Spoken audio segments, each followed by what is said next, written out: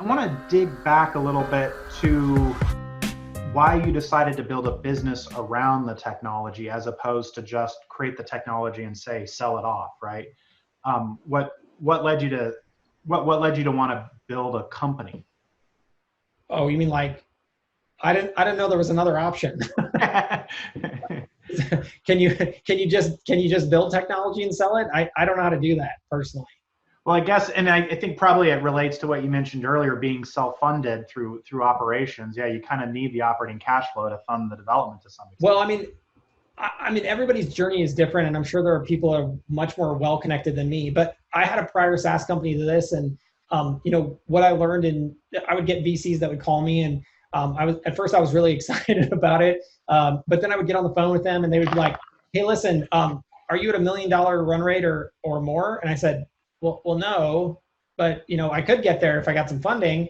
And they said, "Oh, well, we're not really interested until you get to $1 million run rate." And I thought, wait, how does this make any sense? Like, isn't that the whole point? Like, aren't you guys there to help me? But so what I learned was they're not really interested in anything that is, less than $1 million run rate. And so, once you get there, so that's hard, right? You kind of, I don't know about you, but getting to $1 million run rate is a tough thing. And then when you get there, you kind of have to figure out, well, is this just something where I need to pour gas on the fire and I'm kind of trying to do a big land grab and all that?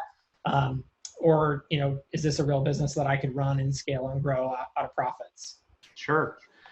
Yeah, no, I think that is the challenge, and I suspect that $1 million run rate that you're referencing is one of many ways they kind of try to see if there's other people with skin in the game who are already kind of funding the burn as it is, and then are they willing to jump in on top of that? Well, and they want easy wins, right? So they're looking Yeah, for an idea that already has people who are willing to pay for it. right, And right. their goal is they're mostly just trying to figure out can I find somebody who's sort of like where if I can just accelerate their growth, they'll do stupendous things because of the acceleration, and they're just sort of early on in their journey and they just need that capital to go faster.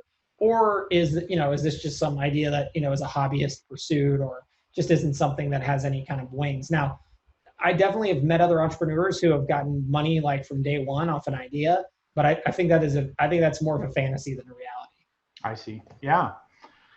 Well, as we've referenced earlier in this discussion, this isn't your first rodeo. You did something like this before with a different app, a different product.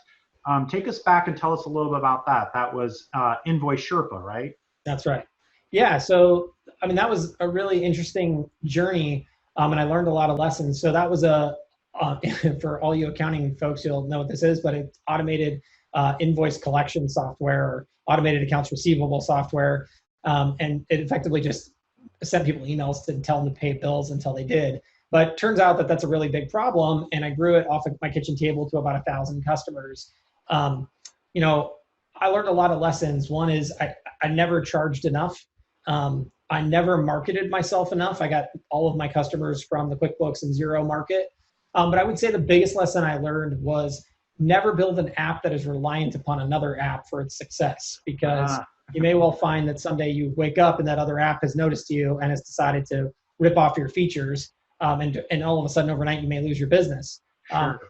I also learned that, at least this is my core belief, that software online or software as a service has fundamentally shifted away from features, and I think it's now going to be more focused on verticals. I think that features used to be expensive to build, sort of in their own right, and so when you would build a feature, you'd monetize it across every industry vertical. So, like, take a Mailchimp for example. They built email marketing, which at the time was probably hard, and so as a result, they had to monetize it across tens of thousands or hundreds of thousands of businesses. But now those core Mailchimp features that they originally started with are probably available for free somewhere on the internet, somebody else writing the code for you. So to think that you could repeat that performance is, I think, pretty unlikely. So now I think we're shifting to a vertical focus. So it's less about, can I get this feature? It's more about, can I get this feature molded into a piece of software that also has 10 other features that fit my vertical or my industry. So they really make sense to me as the user. Yeah, that's super interesting in terms of that shift that you're describing. I think something I may be noticing as well. I'd love to get your take on it. Is I guess I'd say it this way: is that just because there is another app in a vertical that you may want to develop for, that shouldn't scare you away, because it seems like there is a market for multiple apps that may have similar features in the same verticals, because the entire market space never really wants to have just one option. They want to have like multiple options. Yeah, I think that's true. I mean, I think that if I were starting over today, I think though what I would do is I would try to hyper niche. So what I think is so I think so that there's sort of, as a SaaS entrepreneur, I mean, there's different roads. So like if you're trying to get venture capital, I don't know exactly what advice to give you. You know, but because I actually think that market continues to get more and more pressured. I mean, if you think about the model there, you know, it's like I give you $1 and 7 years later, you give me back 10. And the problem with that is you need really big markets to disrupt to make that plausible, especially if you're going to deploy large amounts of cash. And so I think the problem with that is there's very few markets left to disrupt. I mean, there's certainly several, but I think those opportunities continue to slim down.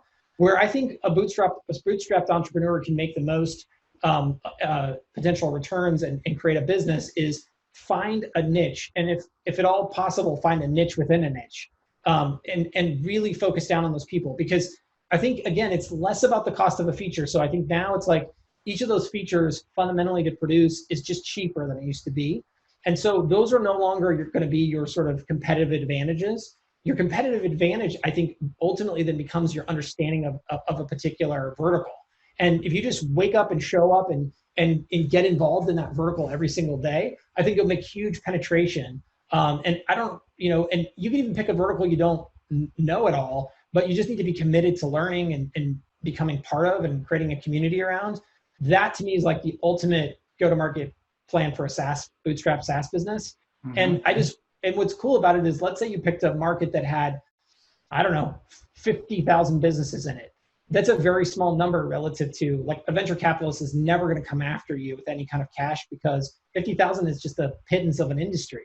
But if you had 10,000 of those 50,000 and those people were paying you $100 a month, that would be a nice business to have if you could, you know, if you could roll it up with 4 or 5 employees. So I think that's kind of how I would think through how to attack that problem today. Mm-hmm.